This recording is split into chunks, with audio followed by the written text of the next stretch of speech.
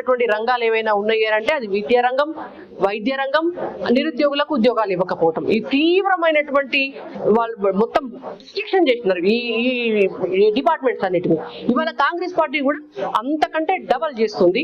ఇవాళ ఎవరికి ఇవ్వకుండా విద్యాశాఖ తన దగ్గర పెట్టుకొని డిఓ పోస్టులు ఖాళీ ఉండే, ఎంఈఓ పోస్టులు ఖాళీ ఉండే, మీకు డిస్ట్రిక్ట్ ఎడ్యుకేషన్ ఆఫీసర్స్ పోస్టులు ఖాళీ ఉండే, టీచర్ల పోస్టులు ఖాళీ ఉండే, ఆఖరికి తుడిచే స్కావెంజర్ల పోస్టులు కూడా ఖాళీ ఉండే, విద్యాశాఖ మంత్రి పోస్టులు కూడా ఖాళీ ఉండే.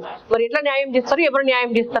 నిన్న ప్రధానంగా రేవంత్ రెడ్డి ప్రెస్ మీట్ లో ఏమన్నారంటే డిఎస్ ఇన్ కేస్ వాయిదా వేస్తే కోచింగ్ సెంటర్లకు లాభం జరిపితే కొన్ని 100 కోట్లు కొల్లగొడతారన్న రేవంత్ రెడ్డి గారే ఆ రియాజ్ అనే ఒక వ్యక్తిని గ్రంథాలయకు సంబంధించిన కార్పొరేషన్ చైర్మన్ గా చేసిన రియాజ్ కి గతంలో కోచింగ్ సెంటర్ ఉన్న విషయం కూడా తెలిసింది. అయినా చైర్మన్ పదవి ఇచ్చిందని మీరు ఎలా చూస్తారు? అంటే సరే, ఎవరికి ఏ పోస్ట్ ఇచ్చిండ్రు అనేటువంటిది పక్కన పెడితే కోచింగ్ సెంటర్లు లాభపడతాయి అనేటువంటి భయం మీకుంటే అసలు ప్రభుత్వం